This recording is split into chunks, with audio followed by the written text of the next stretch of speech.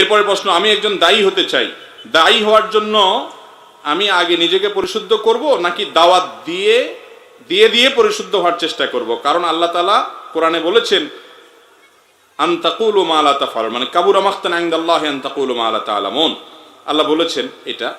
আমার নিজের ভিতরে অনেক ভুল রয়েছে। দেখুন, আমাদের অনেক ভাইরা এই বিষয়টা নিয়ে বাড়াবাড়ি করেন, বলেন যে অন্যকে ইসলামের কথা বলতে হবে, আগে নিজে ভালো হইতে হবে। সমাজে কোনো মানুষ যদি মানুষকে ভালো কাজের কথা বলে, নামাজের দিকে আসতে বলে, দাওয়াতের হুজুর হয়ে গেছে, তুমি নিজে আগে ভালো হও।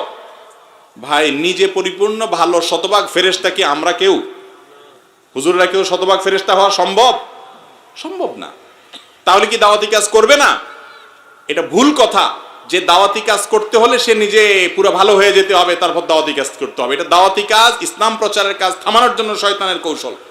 আপনি যতটুকু ভালো কাজ জানেন, যেটা জানছেন সেটা অন্যের কাছে জানিয়ে দিবেন। নবীজি বলেছেন বাল্লিগু আন্নি ওয়ালাউ আয়া, আমার কাছ থেকে একটা কথা জানলেও অন্যের কাছে পৌঁছায় দাও। তিনি বলেন নাই যে আমার কাছ থেকে কোনো কথা পৌঁছাইতে হলে আগে নিজে আমল করা ছাড়া তুমি পৌঁছাতে পারবে না, এমন কোনো কথা নেই। হ্যাঁ, এটা ঠিক যে একজন দায়ী দাওয়াতের কাজ মুখে যেটা বলবেন সেটা নিজে আগে আমল করলে তার বলাটাতে প্রভাব বেশি পড়বে। নিজের কথা অনুযায়ী নিজে আমল না করলে তার কথায় প্রভাব পড়বে না, সেটা ঠিক আছে।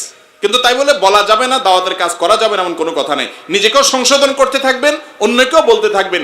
অনেক সময় দেয়ালে, অনেক সময় না, সব সময় ফুটবল দেয়ালে মারলে কি হয়, নিজের দিকে আসে, ঠিক না? আরেকজনকে বলতে বলতে নিজের বিবেক জাগ্রত হয়, কিরে আমি এই আমলটা নিজে না করলে কেমন হয়। এই জন্য দাওয়াতি কাজের জন্য এটা বাধা না। যে আয়াত আপনি প্রমাণ দিচ্ছেন, এই আয়াত দিয়ে অনেকে প্রমাণ দেয়, কাবুরা মাকতান ইনদাল্লাহি আন তাকুলু মা লা তাফআলুন। আরেক আয়াতে আল্লাহ বলেছেন লিমা তাকুলুনা মা লা তাফআলুন। এই আয়াতে যেটা বোঝানো হয়েছে সেটা ভিন্ন জিনিস। সেটা কি? সেটা হলো একটা কথা বললো, ওয়াদা করলো, কিন্তু সেটা পূরণ করলো না।